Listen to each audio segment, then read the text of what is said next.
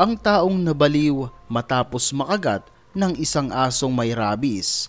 Maligayang pagbabalik kaibigan. Sa video na ito, pag-uusapan natin ang isang taong nagsuffer ng lubusan matapos niyang makagat ng isang asong may rabies.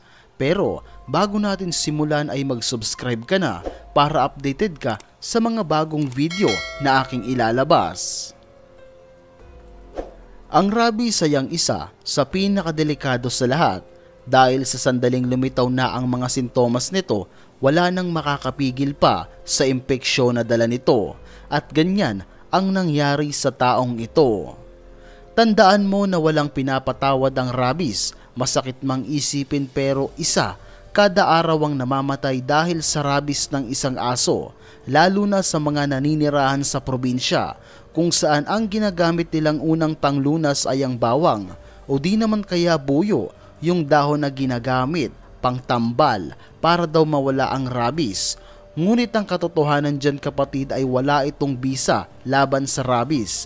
Minsan pa nga ito pa ang nagiging dahilan upang lalong matrigger ang rabies sa katawan ng isang tao. Ganito ang nangyari, itago na lang natin siya sa pangalang John, kung saan noon masaya siyang namumuhay kasama ang kanyang pamilya. Isang araw, inutusan siyang umakyat ng bundok para kumuha ng panggatong at noong pauwi na siya, meron siyang nakasalubong na isang asong naglalaway. Hindi niya na lamang ito pinansin para hindi tumahol at hindi siya habulin. Nagpatuloy lamang siya sa paglalakad at lingit sa kaalaman niya na nasa likod na pala niya ito at sasakmali na siya.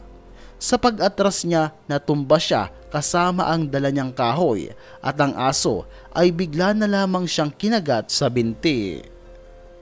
At noong nakauwi na siya, sinabi niya ito sa kanyang mga magulang na, "Nay, Tay, may kumagat sa aking aso kanina habang ako ay pauwi." Dahil dyan, dinala ito ng nanay sa isang albularyo at doon ginamot ang kagat ng aso. Makalipas ang ilang mga oras, si John ay tila nahihirapan na sa paghinga, nahihirapan sa paglunok at pumipiglas na. Dahil dyan itinakbo na ito sa ospital at doon nila nalaman na kumalat na pala ang rabies sa buong katawan ni John. Dahil nagpupumiglas na ito at nawawala na rin sa kanyang sarili at gagawin ang lahat makalabas lamang ng silid. Makalipas ang ilang mga araw, naparalisa ang katawan ni John at nawala ng pakiramdam. Yun na pala ang hudyat upang malagutan siya ng hininga. Kapatid, alam mo ba na 2 hanggang 10 araw lamang ang itatagal ng isang tao kapag nakagat ng isang asong may rabies at talagang magsasuffer ng gusto ang taong magkakaroon nito. Hindi lamang sa kagat ng aso maaaring magkaroon ng rabies, pati na rin sa pagdila ng sugat ng isang tao. Laway na magmumula sa asong may rabies at hilaw na karne galing sa asong may rabies.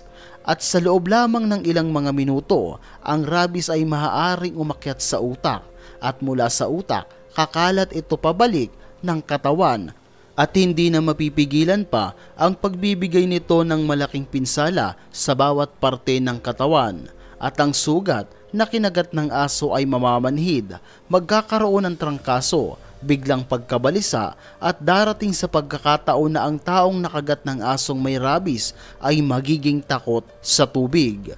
Kaya naman noon tinawag din ang sakit na ito bilang hydrophobia.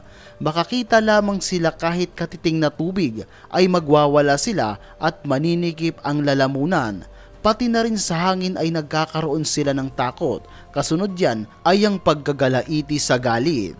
Kaya naman kapatid, kung may alaga kayong hayop, mabuting iiwas ito sa mga bata at kung maaari paturuan ito ng anti-rabies para mas maging safe sa lahat.